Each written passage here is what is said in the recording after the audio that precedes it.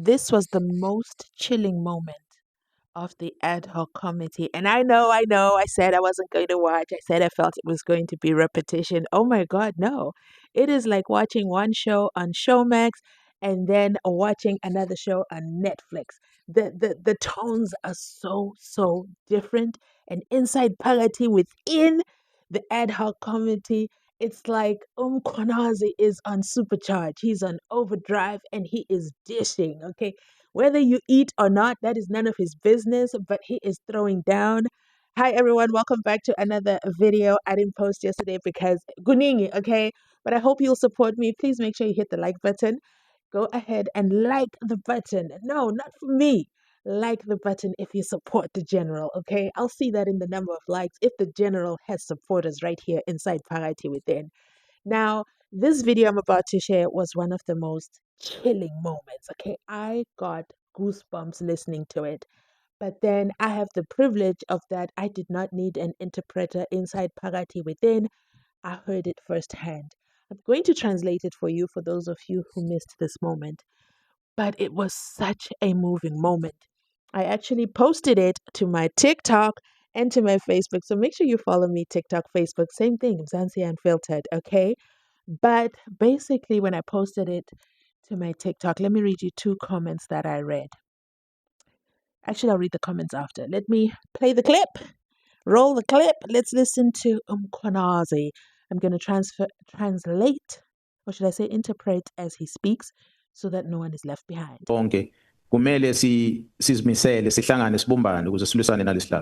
This is his response after he was asked, "How are you, General? Are you okay? Is your family safe?" And shout out to the MK party because they totally humanized Mkhwanazi. But his response was, "We have to be united. We have to stand together." Lokho kungenza ukuthi ngiphakameke ukuthi ngikhulume lolu daba ingoba ngibona ukuthi uma ngiliyeka ukukhuluma umndeni wami ukhona nje umshana wami odla idakamizwa ngikhuluma nawo. I realized that if I do nothing, absolutely nothing, my family will be affected. Actually, I have my nephew. He takes substances as I speak. Eziqhamuka ngabo labantu. Uma abaphathi bezovumela lezi gebengu ukuthi ziqhubeke nokuthengisela izingane zethu lezi dakamizwa. Zize nazo zilehlela South Africa, zizakhe la South Africa. Okusho kahle kahle izwe leli lizobe lifile. So these substances, they come with these people or those people, these people. These Mkhwanazi dudes will keep bringing the substances to South Africa.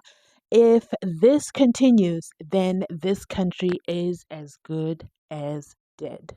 Sothi silele emathuneni thina sibe sishiya ingane zethu sihlupheke.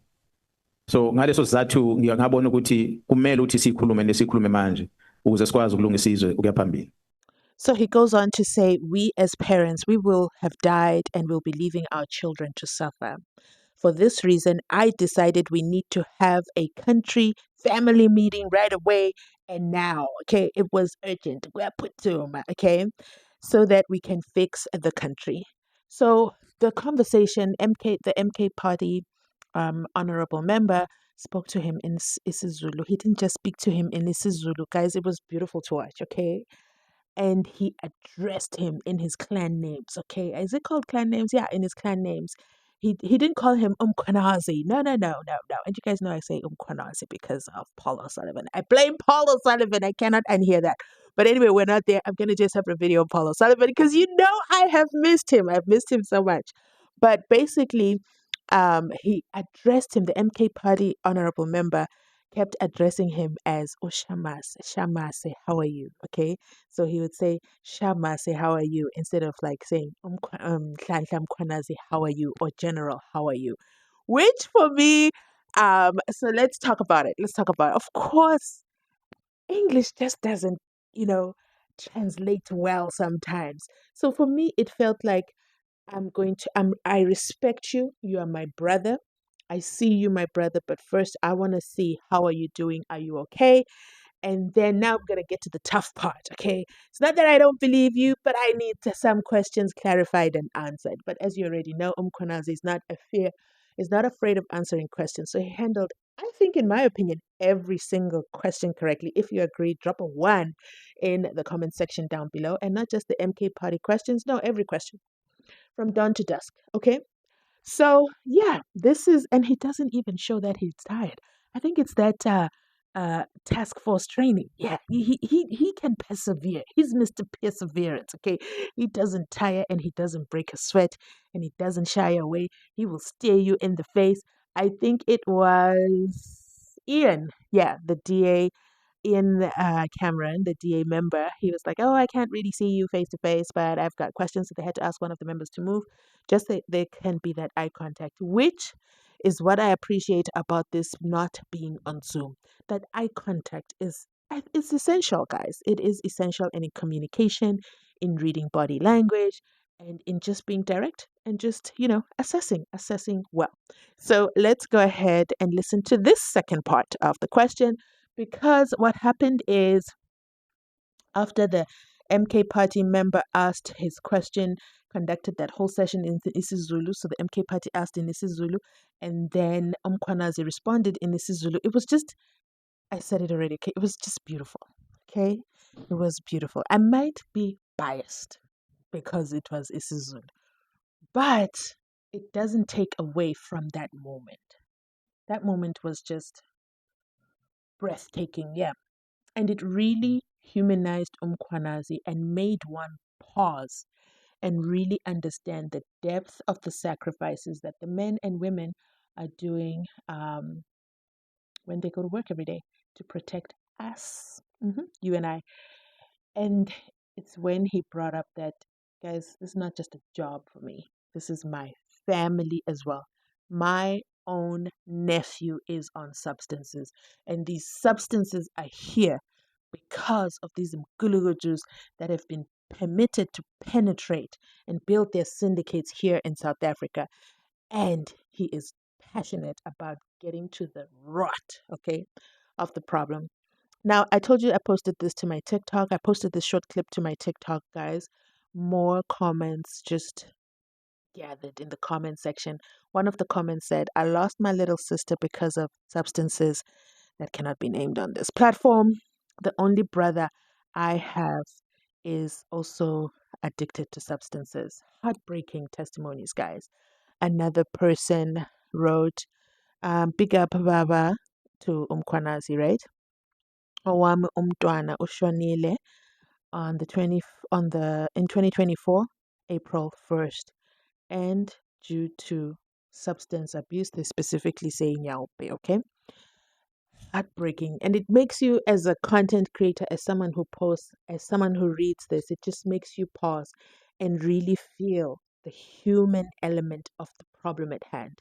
So when Mkhwanazi did that press briefing, it's because there's a crisis and there are victims.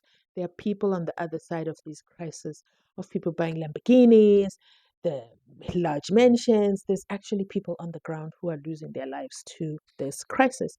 So I brought this video because I wanted to highlight that. So what actually happened after is that now the chair was like, "Okay, okay, okay, I see you. Okay, I see you, Zulu brothers, having your Zulu moment. It's a no. You're going to have to answer in English. I'm not making it a ruling, but can you kindly consider there are over 13 languages in the country?" And then the Khoisan, the Colored Association, said, "Hey, you know what? And the Khoisan languages are not even included in all this. So please, can we stick to English? If you must speak in Zulu, then where is the interpreter?" Which for me is like, yeah, hello. How does the whole parliament not remember to have an interpreter on hand? How is that even possible? But anyway, we are not there, okay? Because one thing we can all agree on is Parliament is very confused on a daily basis. It's like it's their first time at the show. It's like they've all just been elected and it's their first day. First day at school. Anyway, I don't want to get into that. I don't want to take away from the moment I want to share. So there was some back and forth, and I think the ANC was like, allow them to speak in isiZulu. You have to set up the services for interpretation, and that's it. That's all. Keep it moving. MK Party continued. He's like, "You know what? I'm gonna mix match. Okay, how about that? How about I mix it up for everybody?" So this is part two. All right, no problem. I respect you, Chair. Thank you, Nkalenkosi. Ngwane Nkosi baphinde bangithuma le South Africa futhi. Bathi angibabongele kwinsizwa ezigadile. But baphinde bathi angibuza ukuthi how safe is the PKTT currently? Honorable Chair members, on the PKTT, I'm not worrying much. I worry a lot about the team in Gauteng. The counterintelligence investigation operations that is taking place in Gauteng. I worry about their safety. Why do I say that? Because they were put in a safe house to operate from. The member of this house, together with others, they publish the photos of that house in the media. So therefore, their working place is compromised. The members that are operating the driving vehicles, those vehicles have been exposed in public. And I believe in some degree, maybe even the names of the members might be known. And their safety for me is a concern. The safety of the members that are working in Gauteng, they can't go home. If they go home, they go with the entire delegation of police officers protecting them. So their life is disrupted, and their families, I don't think they're protected either. So it is that group in Gauteng. I spoke about 2 surgeons yesterday. There are other junior members that have joined in that are working with them now, because the team has grown bigger, together with the 10 that came from KZN. So it's quite a lot of them that are part of that operation. It's those members that I worry more than I worry about the PKTT, because PKTT is in KZN. Yeah, well, at least they have me and the rest of men and women employed in KZN. They should be safe. I cannot guarantee the Gauteng team the same. Again, I don't know if it's because MK Party, and I'm not an MK Party supporter, guys, okay? There's no party affiliations in any of my posts. But I don't know if it is the isiZulu question being asked that draws me in or that humanizes this whole process. It felt like I was watching this in 4K. And we have heard Mkhwanazi speak about the safety of the PKTT, the safety of the counterintelligence team over there in Gauteng. But I have to admit, okay, I have to be honest. This was the first time I really understood. I really understood what was the issue with the member of the House revealing the location. It's the way Mkhwanazi explained it here. Again, remember, they took us into their confidence in the beginning. They humanized everything. He told us about his Mshanawak. And then now he's asking him, well, you know what? I've been sent again by the country to ask you, is the team safe? And I like how he did it. First, he asked, is Mkhwanazi safe? But it's not just you we care about, we also care about your team. Is your team safe? And he breaks it down, Mkhwanazi, and he says, don't worry about the PKTT. They've got me. They've got me, and they've got other men and women in black. AKA, I am the provincial commissioner of KZN. Okay, I run the show there. I run a tight ship. I trust the men and women in blue over there. We work as a uniform front. We are there for each other. Over there in Gauteng, whoo, it's a war zone. It's a dog-eat-dog world. We cannot trust anyone. That's literally what I heard him say. Okay, it might not be what he said out of his mouth, but that's the impression I got. Type it in the comment section down below if you agree with my interpretation of what he said. And then he breaks down why it was a problem for the safe house to be exposed by the member of the House, the one who wants an apology from Mkhwanazi, by the way, the DA member, in case you don't know. She was very upset.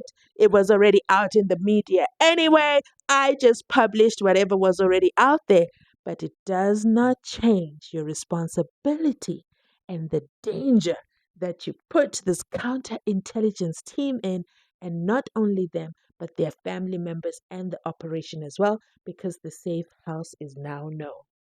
Their vehicles are known. Who they are is possibly known, and you have interfered with an ongoing investigation. I'm happy to report that we didn't publish it over here, okay? But basically, this is the first time where I really understood the impact of what he said. And this is, I guess, a word of caution to all the investigative journalists. See, Mkhwanazi is not out here trying to fix SAPS. He's also trying to fix the online space. He's also trying to fix the country. And he just wants everybody safe. That's all that he wants. And I don't think he's asking for too much. I really don't. Publishing the location of the safe house. That's bad, guys. That's bad. Because it then means they have to move their operation. Those who knew that they were there thought maybe, they just lived there. So yeah, I actually want to look up the story and see the safe house. but mainly from a place of what was exposed with regards to that. So that's some behind the scenes work I have to do. Yeah. So let me know if you're interested in that as well. Um, obviously, I will not be publishing the houses, but I will just talk to um, what I find or what my analytics finds or what I analyze from what was published. Let's continue listening on. Who's in charge of the Gauteng one, and what has he done? The Gauteng one is General Commando that is currently arrested. The one is told he must not enter premises of intelligence. So currently nobody's in charge of them. Well, I think the members are trying to operate from wherever they're operating from because they have been compromised wherever they want to work. Now, within crime intelligence, they cannot operate because what they are trying to deal with involves members within crime intelligence, and the boss of crime intelligence was told by court not to enter the premises, so that they become vulnerable, those members. So if I may interject, the member you speak about who was taking out photos and stuff like that, are you able to tell us the name who's that member? Because I think that's the worst the member can do and put. Yeah, well, the member of this parliament, Ms. Korabana, published the photos of the house, some of the properties that members are working from, in her media statement that she issued. I'll reference to it if I see it here, but it's in the public domain. It's known, and she published that. So here's the address, here's the house, and here's this, here's that. They got that information from members within intelligence that were against the work that the team is doing, and they took it out to the media. So, and that compromised the operations. That's why I'm saying that I worry more about the Gauteng team than I will about the PKTT. I think PKTT in KZN, they operate in a place where they've got men and women that knows how to fight the enemy that are surrounding them. So they're quite okay in KZN. But the Gauteng counterintelligence team, I cannot say the same about that. Okay, I've served under you, under SAPS when I was still working them. So I don't know this part, if I'll be wrong or right. Would what the member done be criminally? Be classified as criminal to take out information of safe houses? Yeah, no, definitely that's a criminal offense, and I do hope that the authorities that are responsible for it are going to assist us in making sure such is investigated. I call for an investigation by state security on these leakages of information to the media, amongst of the things that I spoke about yesterday, for specific journalists that keep writing about these things, including the members of this parliament and members within crime intelligence, as well as the Inspector General of Intelligence. Do you have any proof or evidence of this DA member called Bernard who took out the photos of such? Well, I don't know who took the photos, but I know that she participated in the circulation of the photos of these residents and addresses in a question that she had asked in Parliament, which I made a reference to when I presented yesterday. General, let me leave that one because it's got some islam. The first one thing about Mkhwanazi, okay, nobody's safe. Okay, you might be washing dishes, you might just be sitting there thinking you're watching the ad hoc committee, even the Madlanga committee. Okay, you'll just be sitting watching, and next thing, boom, your name is dropped. Nobody's name is safe as long as the ad hoc committee is running and Mkhwanazi is in that seat. He named their DAMP, okay, Diane Collar Bernard, without flinching. And he's like, I told you already about it yesterday, okay? She did it. Don't ask me for proof. She did it, okay? I don't know who took the photos, but she did it. Okay, I'm just going to say allegedly because you know what? Okay. That is it from me today. Remember to like, to comment, to subscribe. Let me know in the comment section what you enjoyed from the ad hoc committee yesterday. I'll catch you, of course, on my next upload. Bye.